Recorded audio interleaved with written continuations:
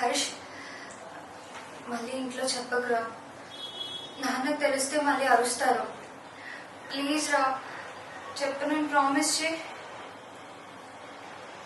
నాకంతా తెలుసు, ఇంట్లో సిచ్యువేషన్స్, ప్రాబ్లమ్స్ అంతా తెలుసు. ఎందుకంత వరీ అవుతున్నావు? మొన్న నేను యాక్టింగ్ ప్రాక్టీస్ చేస్తుంటే నాన్న చూసి అరిచారు. ఇంకోసారి యాక్టింగ్ అంటే చంపేస్తా అన్నారు. మళ్ళీ వరి అంటారేంటి? యాక్టింగ్ అని బాగా బలిసిన వాళ్ళకి. నేనేమైనా డబ్బులు అడుగుతున్నానా? లేదు కదా. ఇప్పుడు నా వల్ల ఏమైనా ప్రాబ్లం వస్తుందా? లేదు కదా. నేను స్టడీస్ చదువుకుంటూనే యాక్టింగ్ చేస్తానని చెప్తున్నాను కదా. నాకు వేరే వాళ్ళ మాటలతో పని లేదు.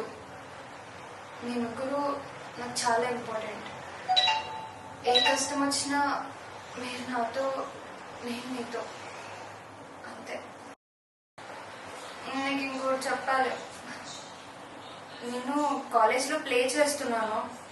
నాన్న ఎలానో రాడు, అమ్మ నువ్వైనా ఎలానో తీసుకురావాలి, సరేనా? ఏదో ఒక ప్లాన్ చేసి తీసుకుందాం.